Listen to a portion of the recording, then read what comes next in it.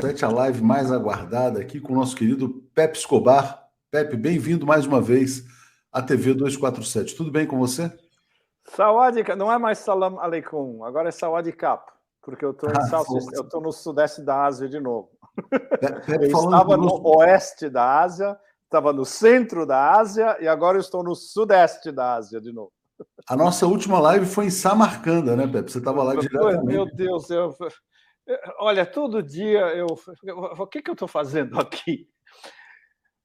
Nossa, eu queria estar lá no meu office ideal, que é um quartinho dentro de uma madraça, onde os estudantes islâmicos estudavam, e atualmente também. Pequenininha, com uma caminha, você pode fazer sua comida dentro se quiser. Wi-Fi, evidentemente, dentro de uma madraça, rodeado daqueles afrescos maravilhosos. Podia passar o resto da minha vida lá. Feliz da vida. Certamente. Só mandando um abraço aqui para todos, dizendo que a gente está ao vivo. Hoje é quinta-feira, 29 de setembro, 13 horas, 1 minuto. Fabiano chegando como assinante, Rosalvo também, muitos assinantes aqui. Comitê Popular de Luta, Alexandre Campanha também. Pepe, como você sabe, naturalmente, todo mundo aqui muito focado na questão brasileira. A gente vai ter eleições, Michele também, nova assinante. Eleições presidenciais daqui a 3 dias. Mas o mundo está fervendo, né? A situação internacional nunca pareceu tão delicada como agora. A gente está vendo a situação do gasoduto, possível ataque terrorista, anexação dos territórios pela Rússia e essa ameaça pairando de uma confrontação nuclear.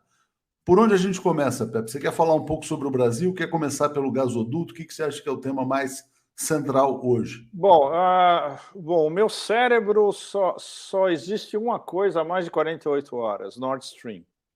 Então eu fiz uma coluna gigantesca ontem, que fez um carnaval, está sendo muito lida nos Estados Unidos, isso é super importante.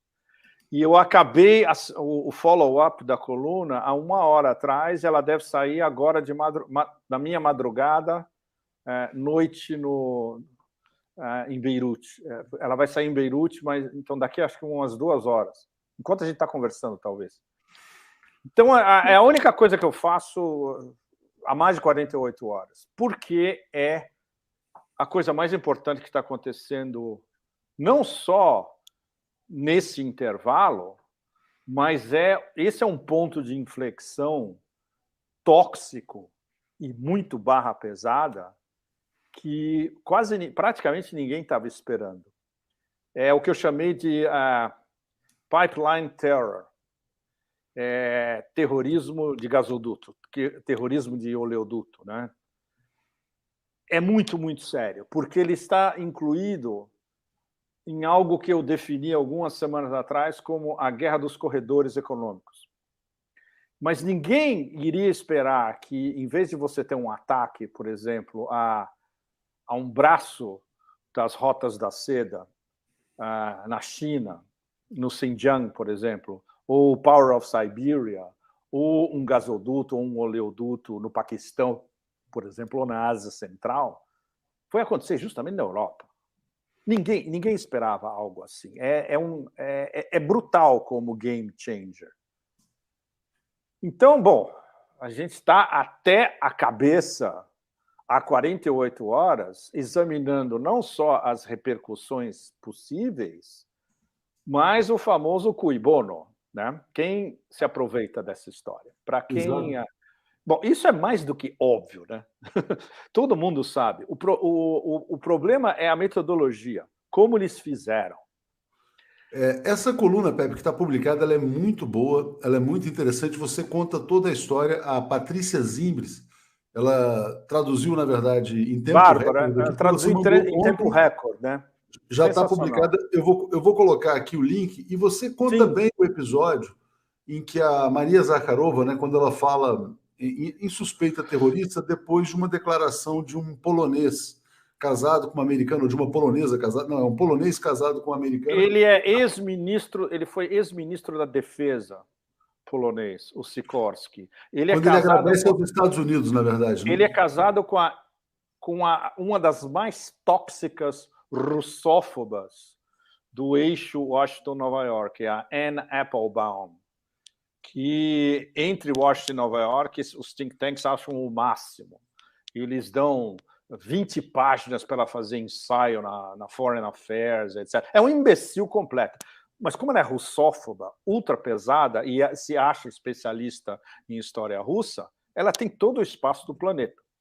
Por exemplo, o melhor especialista de relações internacionais americano, que infelizmente morreu o ano passado, o professor Stephen Cohen, ele era completamente marginalizado por todos esses caras que publicam qualquer besteira que a Anne Applebaum escreve. E justamente ela é casada com o ex-ministro da Defesa polonês, que é mais russófobo do que ela até. E esse cara publicou um tweet que viralizou no planeta inteiro, literalmente, onde ele escreveu apenas "Thank you, USA". Exatamente. Não precisa dizer mais nada, evidentemente. Sabendo do currículo desse cara, sabendo da posição russófoba exacerbada dele, do partido dele, do fato de que ele quer voltar a ter um papel dentro da política polonesa, e sabendo do atavismo, da russofobia atávica dos poloneses, mais um processo que está se desenvolvendo nos últimos meses, especialmente, que culminou com a Polônia de novo pedindo reparações da Segunda Guerra Mundial para a Alemanha, num total que pode chegar a $1 trilhão. Sabendo de que dentro da Polônia, hoje, existem duas correntes em choque que querem mais ou menos a mesma coisa, mas com diferentes gradações.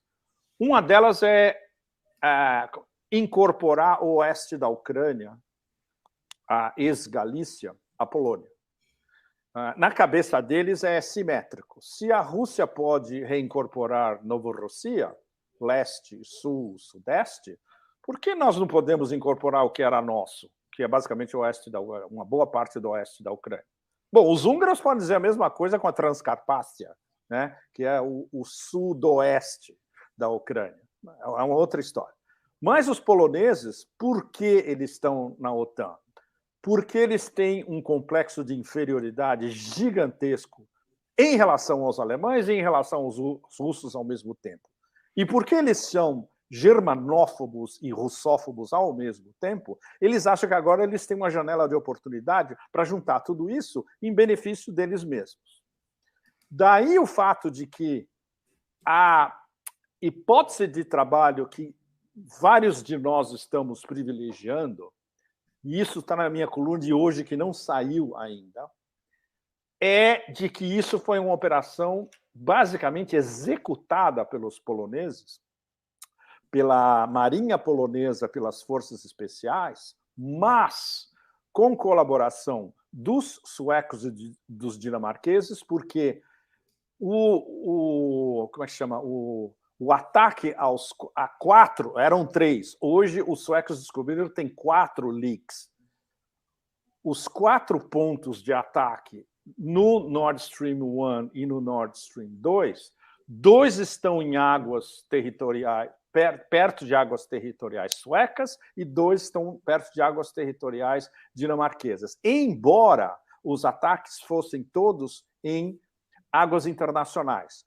Isso foi planejado em minúcias para evitar justamente uma conflagração interna de ser uma zona econômica especial de um dos países da OTAN. Isso poderia gerar um problema enorme. E por que, entre outras coisas, por que gerar um problema enorme? Porque do jeito que está se configurando essa operação especial, que envolveria, veja bem, isso é uma hipótese de trabalho, poloneses, americanos como os planejadores, os designers e quem deu o ok final, o green light. E os suecos e os dinamarqueses ajudando tecnicamente numa área que é super importante, numa área que é controlada pela inteligência americana. Essa área do Báltico é uma área onde os americanos vigiam tudo. Satélites e, como é que chama? Vigilância eletrônica. Os russos também, mas não é uma área de predominância russa, é uma área de predominância da OTAN, ou seja, dos americanos e do equipamento americano. Os russos, claro, Eles usam os satélites excelentes que eles têm e a vigilância eletrônica excelente que eles também têm para monitorar tudo que a OTAN está fazendo no Báltico. Além do que, eles têm que monitorar o que está acontecendo em torno dos 2 pipelines que a Gazprom construiu. A Gazprom tem 50% dos Nord Streams, junto com várias empresas europeias importantes, inclusive a Engie francesa, empresas alemãs, empresas holandesas, etc. Então, eles precisam saber tudo o que aconteceu. Ok. O que isso já nos diz logo de cara? Que a inteligência russa sabe fisicamente o que aconteceu. E eles não vão, à la russa, eles não vão dizer isso para ninguém.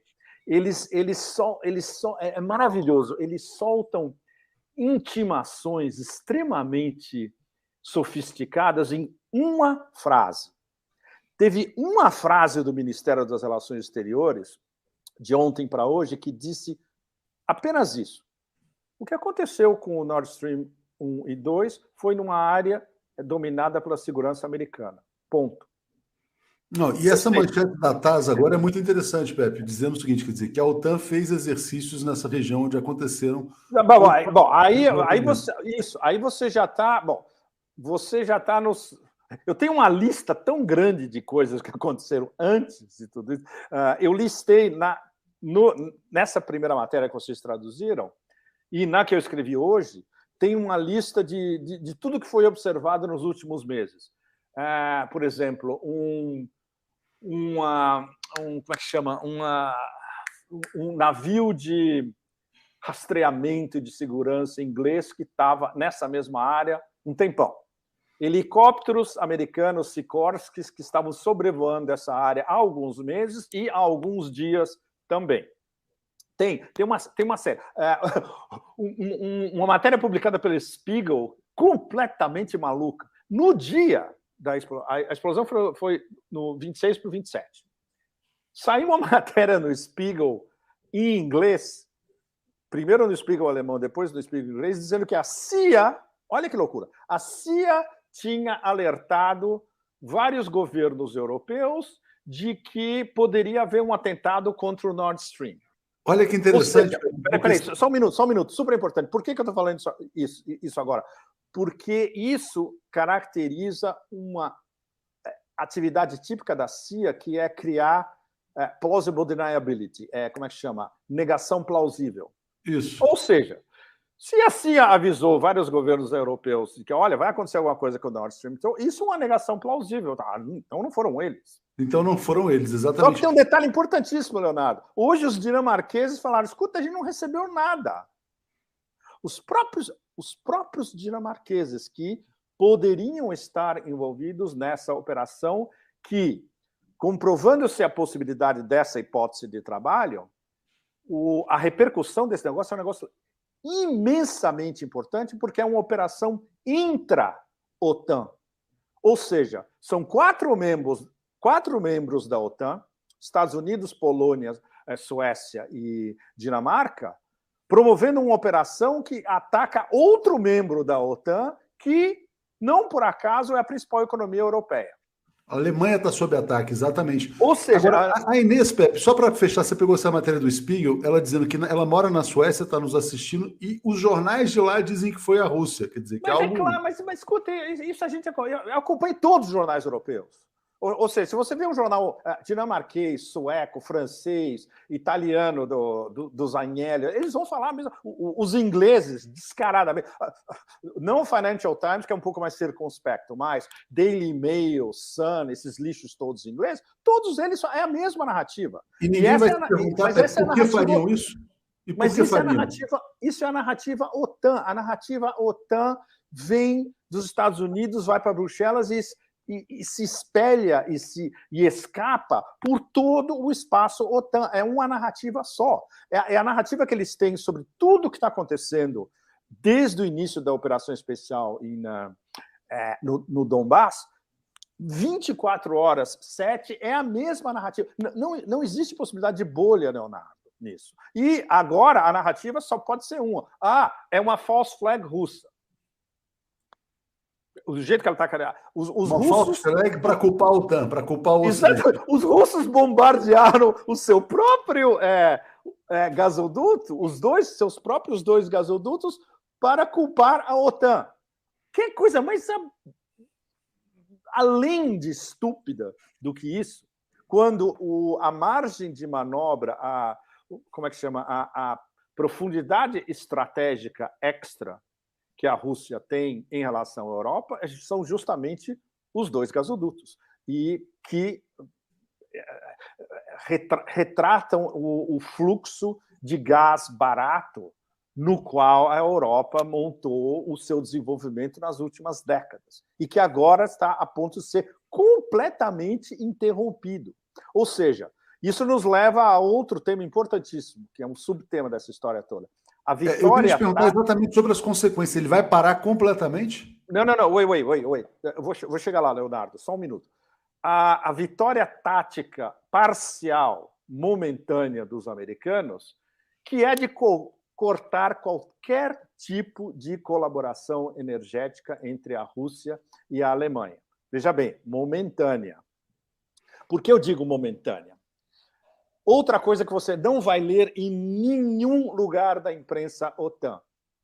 Mas a gente sabe que estavam havendo negociações secretas por um canal secreto entre Berlim e Moscou para tentar achar uma solução tanto para o Nord Stream 1 quanto para possivelmente abrir o Nord Stream 2. Porque não os Greens do governo alemão, industriais alemães conectados com Gerhard Schröder, que é altíssimo ranking na Gazprom e com tráfego total com a liderança russa.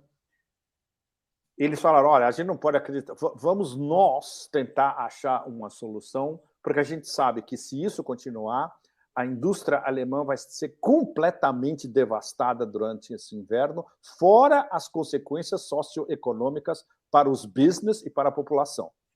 Então, essa seria a razão número 1 para o timing das explosões. Porque está nessa janela de oportunidade e numa janela estrita de, no máximo, 1 ou 2, máximo 3 semanas, onde, dentro dessa janela, a gente tinha, pelo menos até agora, essa linha secreta Berlim-Moscou, vamos tentar resolver Nord Stream 1 e Nord Stream 2. O fato de que a mobilização parcial russa, chamada pelo Putin, daqui a algumas semanas ela vai provocar os seus primeiros frutos, ou seja, se houvesse uma ofensiva ucraniana, que não pode haver, porque eles não têm nem armas nem tropas suficientes para isso, a janela de oportunidade deles é, no máximo, nas próximas 2 semanas.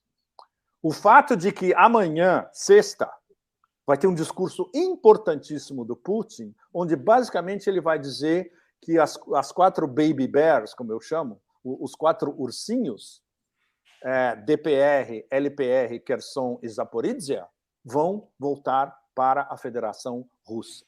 Isso é a grande bomba geopolítica amanhã, sexta-feira. Ele anuncia a anexação amanhã, Pepe? Desculpe? Ele anuncia a anexação desses territórios, é isso?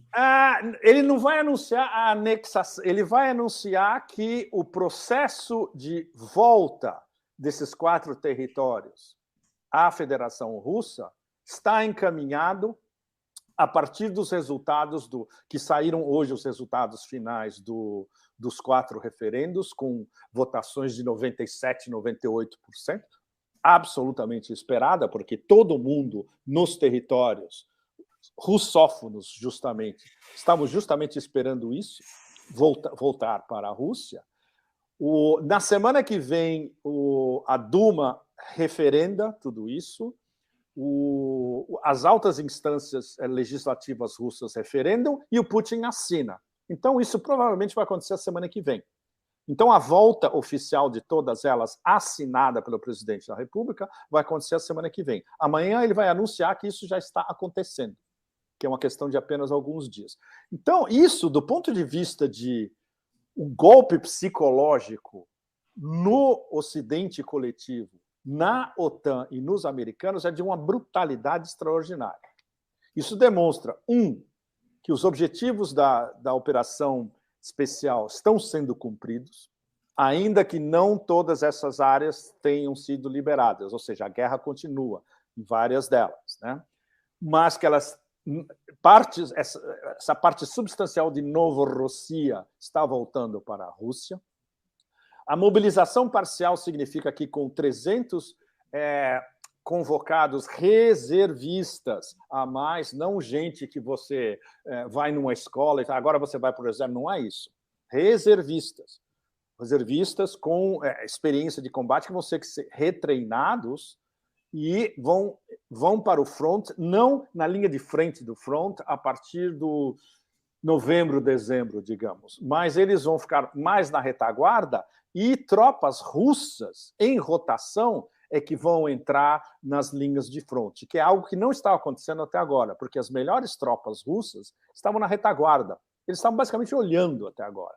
Como é que chama? Os combates sérios no Donbass até agora são as milícias de Donetsk e de Lugansk, o pessoal da Wagner, a empresa privada de combate, montada por aquele oligarca, e os chechenos do Kadyrov.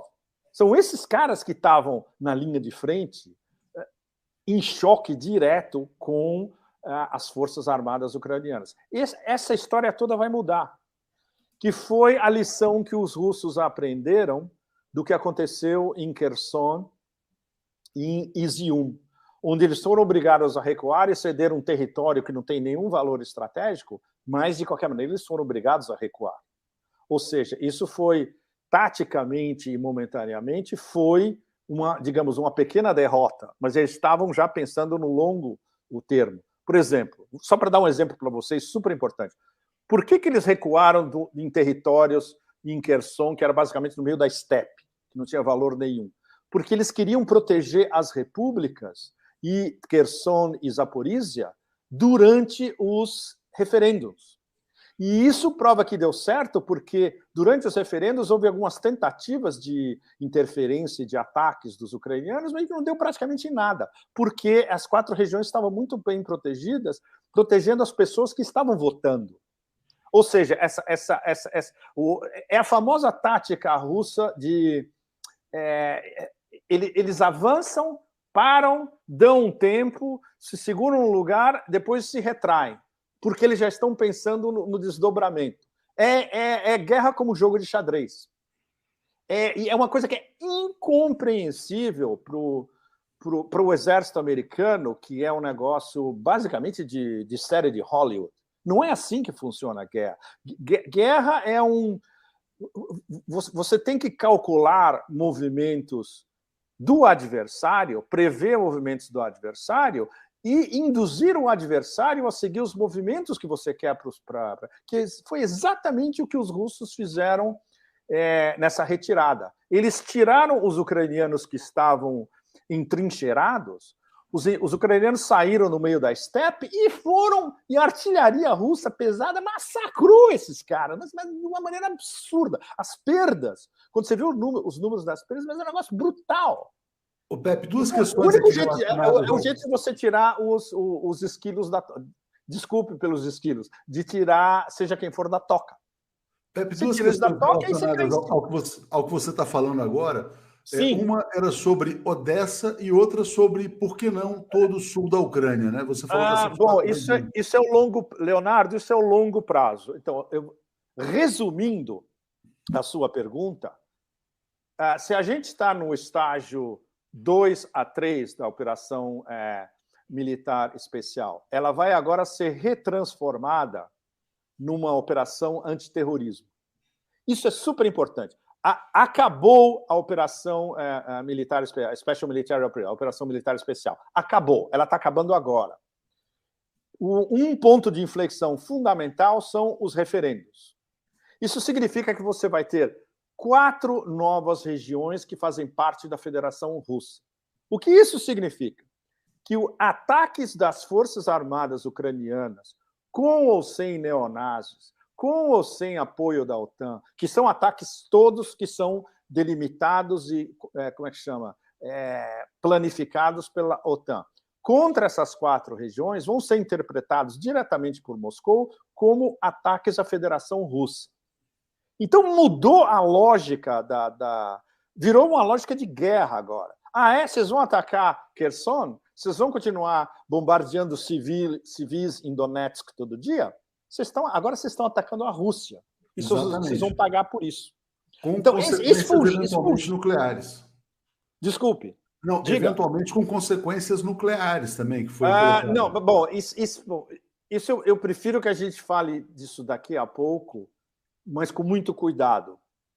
Pepe, porque... mas deixa só então voltar a uma questão, porque realmente isso aqui é uma dúvida interessante.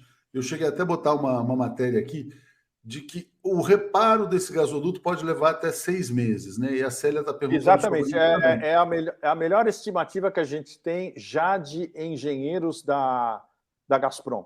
Então, mas enquanto isso, quer dizer, para o fornecimento total, quer dizer, a Europa vai ficar sem energia, o que vai acontecer com os europeus? Sim, mas... Para parcialmente, qual que é a consequência? Sim, vamos recapitular o que estava acontecendo antes dos ataques. O Nord Stream 2 estava vazio. Desculpe, o Nord Stream 2 estava congelado. Isso, estava suspenso. Por uma decisão política de Berlim imposta pelos americanos. Ele estava pronto para operar, porém suspenso. Pronto para operar. Agora, veja só, ele estava pronto para operar com um monte de gás dentro, Leonardo. Ele estava, literalmente, você era ligar a válvula e o gás começava a chegar na Alemanha. Isso, o Peskov, o porta-voz do Kremlin, ele falou isso hoje. A gente estava pronto para literalmente começar a trabalhar hoje, já. Cheio de gás. E ele disse, esse gás custa um monte de dinheiro. E a gente perdeu. Porque o gás agora, bom, com esses leaks gigantescos, entrou água do mar, evidentemente nos pipelines, e o gás, daqui a alguns dias não vai ter mais gás. A Gazprom perdeu esse gás. Isso é um lado da história. O outro é no Nord Stream 1, a história das turbinas. O fluxo estava muito diminuído porque uma das turbinas continuava com a Siemens e não foi transferida para a Gazprom, que a responsabilidade de acordo com o contrato, se você olha o contrato, é a Gazprom que tem que receber as turbinas e aí eles colocam as turbinas de novo e continuam a operar o gasoduto. E as turbinas ficaram com a Siemens na Alemanha. Não é isso que estipula o contrato. Por quê? Por causa das famosas sanções diretas e secundárias, que quando a turbina estava no Canadá, ela estava sob sanções, a turbina foi para a Alemanha por uma deferência especial, ela continuava sob sanções, e a turbina não voltou para a Gazprom por causa das sanções. Ou seja, quem perdeu? Os alemães, de novo, porque eles não estavam recebendo o fluxo de gás suficiente pelo Nord Stream 1. E a coisa mais maluca, Leonardo e vocês todos, o contrato do Nord Stream 1 entre o governo alemão e a Gazprom é um contrato, é o que eles chamam de contratos fixos. Ele vai até 2030, esse contrato.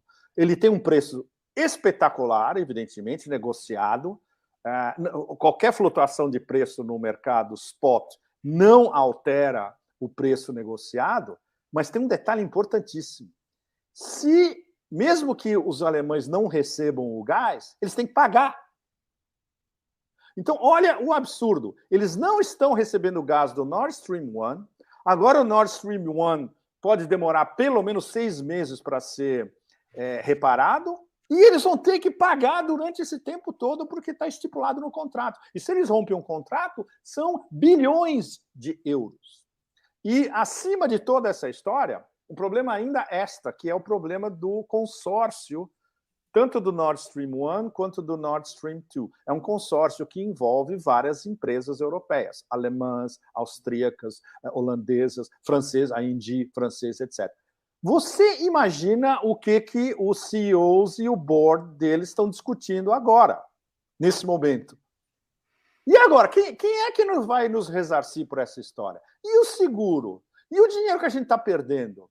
E o governo alemão vai nos ressarcir? Quem vai nos ressarcir? Entende? Ou seja, os shareholders dessas grandes empresas de energia, eles estão absolutamente verdes, amarelos e azuis com essa história.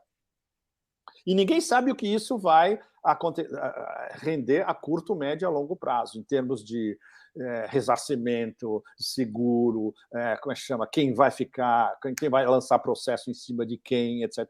O que vai depender muito do resultado dessa investigação, que já vai começar como uma investigação parcial e inconfiável. Se a OTAN está envolvida numa negociação de um acidente, entre aspas, que a própria OTAN disse que foi sabotagem, que ocorreu em território da OTAN no Mar Báltico, você não pode esperar nenhuma imparcialidade nessa história. A menos que os russos façam parte da investigação, o que eu duvido que aconteça. Isso é uma coisa que vai ser debatida amanhã. Amanhã tem uma reunião especial do Conselho de Segurança da ONU em Nova York, onde eles vão discutir Nord Stream 1 e 2. Os russos chamaram como é que chama? Essa sessão especial. Eles vão certamente discutir, ok, e essa investigação? Quem vai coordenar? Os suecos dizem que eles vão coordenar, e os dinamarqueses. Esse é o problema, os suecos e os dinamarqueses são partes dessa história, especialmente se essa hipótese de trabalho, que é cada vez mais forte, de que eles sabiam do que estava acontecendo, ou pelo menos deixaram acontecer, ou fizeram vista grossa ao que aconteceu, digamos que tenha sido, por exemplo, uma série de drones submarinos que colocaram os explosivos, que é o mais provável. Por exemplo, tem uma hipótese de que podem ter sido mergulhadores profissionais. É difícil, porque a profundidade nessas áreas em torno dessa ilha dinamarquesa, a ilha de Bornholm, a profundidade é entre 50 e 60 metros. Não é tão fundo, mas também você precisa de mergulhadores de primeiríssimo nível, profissionais, mergulhadores de combate. Não são muitos estados que têm isso. Quanto a drones underwater, um monte de gente tem drones submarinos. Os americanos têm, os russos têm, os chineses têm. Eu não sei se os suecos e os dinamarqueses têm, eu acho que ainda não. Mas isso seria muito mais fácil. Os ingleses têm, desculpe, eu estava pensando nos ingleses. Os ingleses têm, e eles fizeram exercícios. E a OTAN fez exercícios. A OTAN soltou um tweet, Leonardo, ontem, dizendo que no dia da explosão, eles estavam fazendo exercícios submarinos na mesma área. Coincidência, né? Coincidências acontecem. Coincidência maravilhosa. Completamente.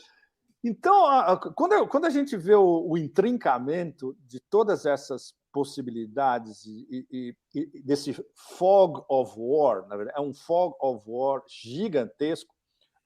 Eu vi que você... essa é outra história. Não, eu estou mostrando as consequências aqui, Pepe, porque é interessante. É uma matéria da Reuters falando não, mas isso me distrai, Leonardo, desculpe, porque agora eu já perdi, eu perdi meu fio. Não. Interessante. Você falava do tweet da OTAN, né? Dos exercícios militares ali. Sim, exatamente. Ok. O meu fio era de que a OTAN está numa posição extremamente desconfortável por várias razões. Uma delas, eles têm que condenar e eles têm que dizer que foi sabotagem, porque todo mundo sabe que foi sabotagem. E os próprios membros da OTAN foram os primeiros a dizer que foi sabotagem. Primeiro-ministro da Suécia, primeiro-ministro da Dinamarca. Foram os dois primeiros a falar, olha, foi sabotagem. Todo mundo sabe que foi sabotagem. Os russos, sabotagem. Então, é um consenso. Agora, quando você começa a analisar as hipóteses de trabalho, justamente, elas apontam para uma operação intra-OTAN. Hoje, quando eu estava escrevendo, eu coloquei um parágrafo extremamente sarcástico, mas tinha que estar. O famoso artigo 5 da OTAN fala que um ataque externo contra um de nós, membros da OTAN, é um ataque contra todos. Isso é o que eles regurgitam há anos. Inclusive, foi o que eles regurgitaram logo depois do 11 de setembro. Agora, não existe nada nesse artigo número 5 dizendo de um ataque da OTAN contra a OTAN. Né? Um ataque intra-OTAN, que seria o caso dessa hipótese de trabalho, poloneses, americanos, dinamarqueses e suecos contra a Alemanha. Então, ou seja, como eles vão lidar com um negócio desse? Porque, evidentemente, na escala, quem está lá em cima sabe o que aconteceu. Podem até ter passado por cima daquela figura absolutamente medíocre, o secretário-geral Stoltenberg, que é um idiota, é um palhaço. Eu tenho aqui até um generais americanos. Desculpa. Eu tenho um tweet do Stoltenberg aqui, em que ele fala da necessidade de proteger a infraestrutura dos países europeus. Né? Mas... Não, Leonardo, é pior. Desculpe, só um adendo ao que você disse. O que o Stoltenberg falou que a OTAN vai proteger ataques à sua infraestrutura da OTAN, não estrutura dos países europeus. Por exemplo, ele deveria ter falado qualquer ataque contra a infraestrutura de países da União Europeia. Não, ele falou da OTAN. Ou seja, se você não é membro da OTAN, tudo bem. Essa notícia aqui, Pepe, é só para ilustrar, para dizer o seguinte, quer dizer, que as empresas de telecomunicações da Europa estão alertando para um blackout, né, e cortes no fornecimento de internet, enfim, de serviços de telecom pela falta de suprimento de energia. Né? Então a Europa está entrando num ciclo realmente muito perigoso, é só para trazer essa informação. Isso é o que a gente trabalha 24 horas 7, Leonardo, há meses. Todo mundo que está acompanhando os desdobramentos da guerra da OTAN contra a Rússia. A Ucrânia é apenas bucha de canhão. É o famoso, para citar o Dylan, only a pawn in their game. É um peão no jogo dos grandes. A Ucrânia. Aqui tá o e é por isso que pode morrer, seja quantos ucranianos for, porque ninguém liga. Agora, morrer europeus não. O Olaf Scholz está fazendo o quê? O que ele está dizendo? Como é que ele está se colocando? Nada, Leonardo. Nada. Ele está tão perplexo que ele não disse absolutamente nada. A tonta da Annalena Grune, Annalena Verdona, claro, culpou a Rússia, evidentemente. Como é que chama? Gente ligada à indústria de energia, desesperados, falam, bom, agora a gente vai entrar no buraco negro, porque nós não temos fontes alternativas, a gente dependia do Nord Stream 1, sabemos que não vai ter Nord Stream 2, e sem os dois a gente não tem nada. E deixa eu voltar para a Polônia um momento que é super importante, Leonardo e vocês todos. No dia da explosão, o que foi inaugurado?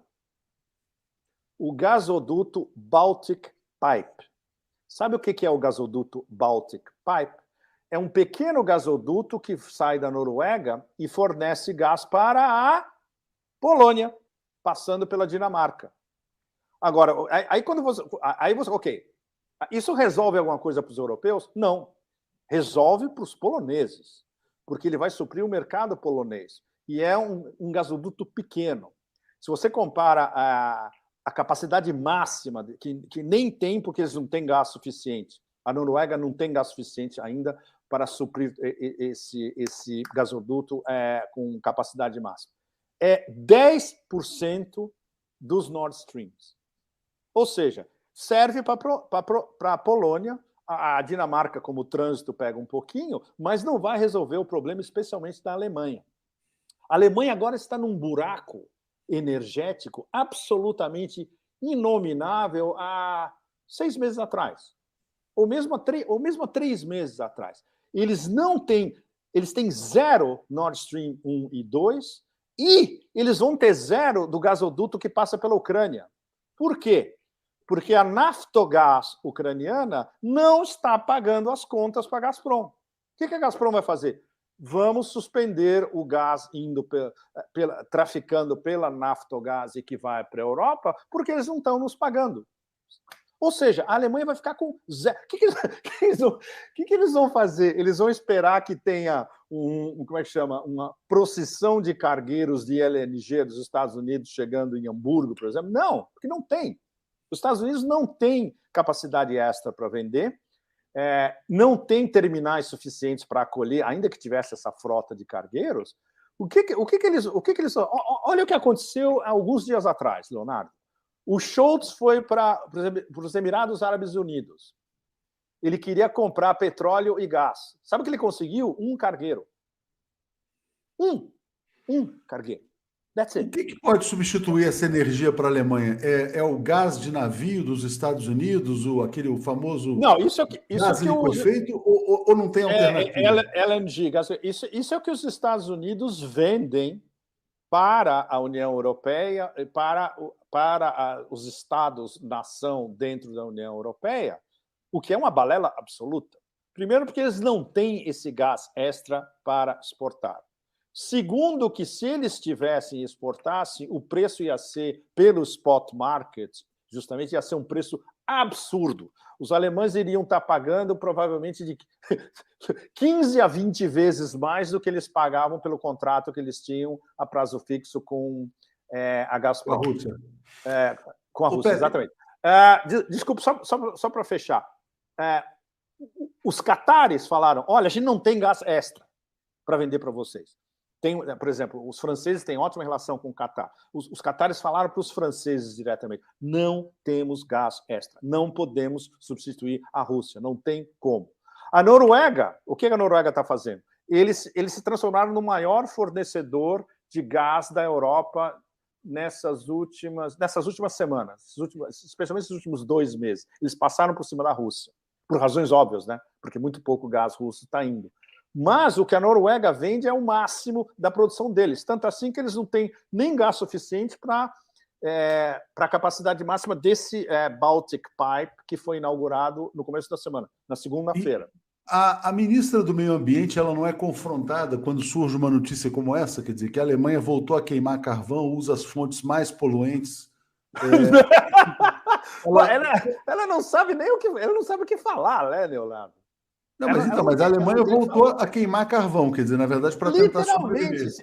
Você vai ter milhões de alemães nesse inverno colhendo madeira para... Bom, se eles moram em casa, tudo bem. Se moram num apartamento, você não vai poder colher madeira para aquecer o seu apartamento. É um negócio inacreditável. O que eles fizeram desde fevereiro, eles criaram as condições para serem arremessados de volta à Idade Média, cometendo um harakiri em escala nacional. É um negócio inacreditável. Não existe uma explicação racional para o que está acontecendo. E quando você conversa sobre isso não só com russos, mas, por exemplo, com turcos ou com outros asiáticos, está todo mundo perplexo. Ninguém consegue... Não existe uma explicação racional, evidentemente. A única explicação é que o poder de coerção, de intimidação dos americanos é tão brutal sobre uma nação que ainda é uma nação ocupada, que ainda está espiando tudo o que aconteceu durante a Grande Guerra, entre a Primeira e Segunda Guerra, ainda ocupada pelos americanos, completamente colonizado o seu inconsciente pelos americanos e dominada totalmente não só por Washington, como pela OTAN em Bruxelas. Essa é a explicação realista da história toda. É realista, mas não é racional, né, Leonardo? É inacreditável, né? Quer dizer que, olha, as lideranças empresariais pressionam o ministro da Economia e o Scholz não faz absolutamente nada, talvez por esse poder da coerção. E essa pergunta é interessante. Eu estou vendo uma pergunta excelente. Essa pergunta que você vai se referir agora? Não, exatamente. A Europa não vai perceber que é uma guerra dos Estados Unidos? Não tem reação, não tem protesto, não tem nada. É excelente pergunta, porque essa é a pergunta que o Sul global, incluindo o Brasil, e aqui na Ásia inteira, todo mundo se faz. Mas como é que eles não percebem? Porque o nível de condicionamento e a blitzkrieg da mídia corporativa em cima de um cidadão lambda, seja na Itália, na Alemanha, na França, na Espanha, na Grécia, é tão brutal. Se o cidadão lambda ele só lê os jornais estabelecidos e ele liga no noticiário às 8 da noite para ver o noticiário que dá mais audiência toda noite, ele não vai ter a menor ideia do que está acontecendo. Nada, nada. Ou seja, você tem uma minoria muito bem informada que está na internet em todos esses países e que acompanha, como é que chama, fontes de fora ou fontes europeias que são completamente eliminadas da imprensa tradicional, mas ainda é uma minoria ínfima comparado com o grosso da população, que, além de tudo, a preocupação principal das pessoas é, olha, está chegando o inverno, nós não vamos poder pagar nossas contas de eletricidade e de aquecimento, a gente está com medo de perder o emprego e a gente não sabe como vai sustentar nossa família. E isso virou a preocupação número 1 pan-europeia. Ela vai da Espanha até a Romênia e a Bulgária, e tudo que está no meio. Todos estão pensando nisso agora.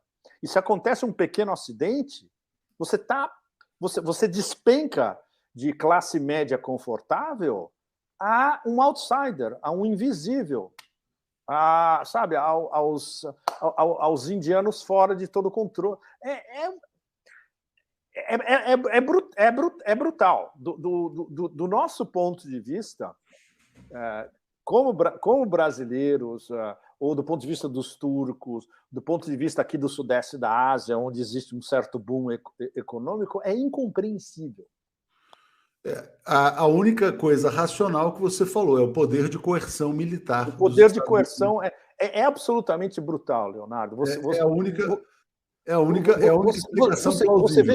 Você vê gente inteligente na Itália, na França, na Alemanha, eles são incapazes de pensar fora do esquadro que é impresso 24/7 na cabeça deles o tempo todo. Ou são incapazes de se expressar, né? Porque, na verdade, se expressarem, podem ser banidos. O Boaventura Souza Santos falou que quem fala alguma coisa fora da caixa é vetado. Exatamente, é vetado. Você está vendo a campanha ferrenha contra o Telegram, né? Mais cedo ou mais tarde, o Telegram vai ser eliminado de todas as plataformas ocidentais. Mais cedo ou mais tarde.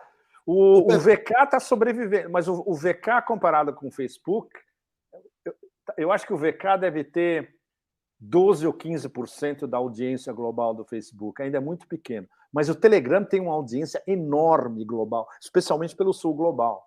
E isso já chegou justamente aos feitores da narrativa, né? Aos como é que chama? Vândalo, os caras que dão versgatada. Como chama isso, Leonardo? Não saberia dizer. Bom, sabe aqueles caras que dão versgatada? Assim, bom, então, esses são os caras que fazem a narrativa, né? E o Telegram já está na mira deles. E o Pavel Durov, ele já falou, olha, vai ficar bem... Ele já disse mais ou menos, em meios termos, vai ficar super pesado. A gente está sob ataque. E as vozes individuais... acadêmicos, advogados, jornalistas, etc., eu me incluo, todos nós estamos... a possibilidade de nos marginalizar, eles pegam todas, não escapa nada. É você ser expulso do Facebook, você ser expulso do Twitter, você ser expulso do Google, você ser vetado no Google, você ser desmonetizado, o seu canal desaparece, ou, pior ainda, em vários casos, você recebe uma visita às 3 horas da manhã. Que isso aconteceu com amigos meus americanos e canadenses, independentes. Ou seja, o cerco se fecha cada vez mais. Por exemplo, o PayPal. A PayPal está cortando contas de independentes no mundo inteiro. Você fica fora do sistema, fora do circuito financeiro. Agora, Pepe, voltando àquela pergunta, né, se os europeus não vão despertar, acordar, a eleição na Itália, ela de alguma maneira expressa uma insatisfação com a OTAN ou não tem nada a ver? Ela expressa uma insatisfação, o problema é que a Georgia... Bom, eu fiz uma coluna que eu mandei para vocês. Isso, é a próxima que a gente vai publicar. É a próxima que vocês vão publicar, justamente. A Geórgia é um camaleão. E a Geórgia, ela muda de opinião para se manter, para ela não ser completamente esfacelada. Ela sabe que se ela emite a opinião dela legítima, ela vai ser esfacelada. Muito mais do que a Bahrein foi esfacelada na França durante anos. E tem um problema. A Geórgia, ela é atlanticista. Ela não é pró-União Europeia, mas ela é pró-OTAN. Ou seja, é pior do que você... Isso é o atlanticismo puro e duro. Você ser pró-OTAN, você se subordina a qualquer coisa que venha dos silos e dos dementes neocons neoliberais de Washington. É o caso da Geórgia. O coordenador de política externa dela é um atlanticista. Ou seja, como ela não entende de relações internacionais, esse cara vai designar para ela, olha, as suas alianças... vai ser anti-Rússia, pró-Ucrânia... Você vai ser anti-Rússia, anti-China, anti-Irã... Anti-Irã ela já deu um discurso apoiando a Revolução sem saber colorida. O que está acontecendo no Irã, apoiando a luta, a liberdade das mulheres iranianas, sem saber o contexto, os detalhes, o que está realmente acontecendo no Irã agora, que é uma história extremamente complexa. Mas, claro, ela tinha que vociferar anti-Irã. Vai fazer a mesma coisa com China e Rússia. E OTAN, evidentemente. Claro, como é que chama? O conflito com a Christine Lagarde no European Central Bank, o Banco Central Europeu, e com a von der Leyen na Comissão Europeia, isso não vai, por isso está na veia da Geórgia. Isso ela não vai mudar e isso é extremamente popular na Itália. Ou seja, o que ela vai poder cumprir de promessa eleitoral para os eleitores dela vai ser isso.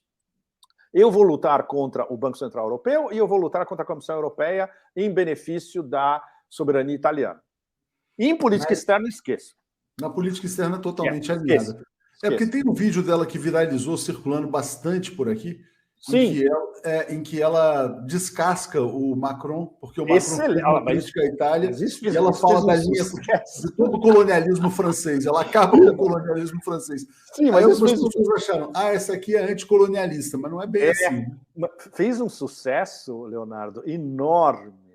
Mas é fácil você bater no Macron, né? Macron é detestado na França. Você imagina no resto da Europa. É um vídeo bem interessante. Você mencionou o Irã, Pepe. O que está acontecendo, então, no Irã? O que acontece no Irã? Bom, eu não tenho pensado nisso, mas eu em deferência a vocês, eu vou tentar resumir em 2 minutos. É uma tentativa de revolução colorida. Muito bem organizada. Porque ela é coordenada, ela não é só em Teherã, mas é em Teherã, em várias grandes cidades, nas províncias, no Kurdistão iraniano, no Khuzestan, que é o sudoeste do Irã, que é árabe. O objetivo é o de sempre, de que uma garota foi torturada pela polícia de costumes e morreu sob custódia deles. Mas isso não está provado. Eles, inclusive, soltaram um vídeo dizendo que ela teve um ataque dentro da delegacia de polícia. Isso também não está provado. Ou seja, dos dois lados é um fluxo gigantesco. Mas foi o estopim. Uma revolução colorida sempre precisa de um estopim facilmente identificável e uma pessoa-chave que posa como mártir para poder ser vendida para quem não está prestando muita atenção no que está acontecendo. E é justamente isso que aconteceu com ela. Tanto assim que isso virou... Veja bem, a coordenação é tão bem feita que explodiu na Europa quase simultaneamente. E agora tem uma campanha pan-europeia. Ou seja, é o esquema fundamental de uma revolução colorida. Isso significa que a polícia de costumes iraniana é um bando de anjos? Não, eu conheço esses caras. Eles são super barra pesada. Mas, nesse caso, não está absolutamente definido claramente que ela foi torturada, que ela morreu na mão desses caras. Então, fica no ar. Em termos da campanha internacional, o que interessa é isso. A gente tem a nossa poster girl, a gente tem uma revolução colorida em andamento, e qual o objetivo? Regime de toda a revolução colorida? Câmbio de regime. E especialmente no momento chave onde o Irã está cada vez mais assumindo um papel internacional de ponta.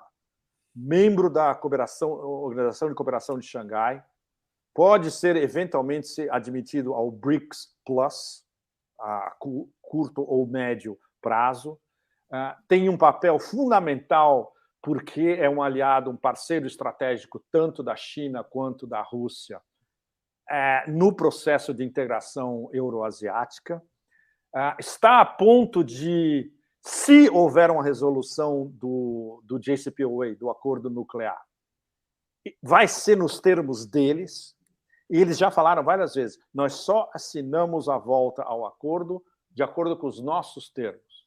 E os americanos estão tão desesperados porque eles querem, pelo menos, ter uma chance de conseguir comprar óleo, petróleo e gás do Irã, que eles estão quase a ponto de... Não vai acontecer, evidentemente, mas isso, se fosse uma escala de 0 a 10, os americanos estão num ponto 8 de não vai ter jeito, nós vamos ter que assinar a volta ao acordo, porque a gente precisa do Irã mais do que eles precisam da gente, que é exatamente o que os iranianos estão fazendo e falando com os seus parceiros. Nós vamos fazer business com vocês, Rússia, China, Ásia Central, etc. E tal. Os americanos, não interessa. Se houver o acordo e se eles acabarem com todas as sanções, que é um pacote absolutamente gigantesco, incluindo as sanções do Congresso contra o Irã, aí eles assinam. E como, mais uma vez, a única lógica, entre aspas, da não negociação americana, porque eles não conversam diretamente, né? Vocês devem saber que as negociações de Viena são a Rússia, a China, o Irã e os europeus, e depois os europeus passam para os americanos o que foi discutido, e os americanos passam para os europeus de volta o que eles têm que falar. É um negócio absolutamente kafkaesco. Mas é assim que funciona na prática, né? Essa pergunta aqui é muito... Desculpe, diga. Não, essa pergunta aqui é muito engraçada, quer dizer, porque o Cláudio está perguntando sobre a submissão europeia, né? A Atenas clássica, o Renascimento e o Iluminismo serviram para quê, né? Dizendo que mas isso é uma mais espiritizada do que o Brasil. Você me deu uma excelente ideia para um ensaio. Eu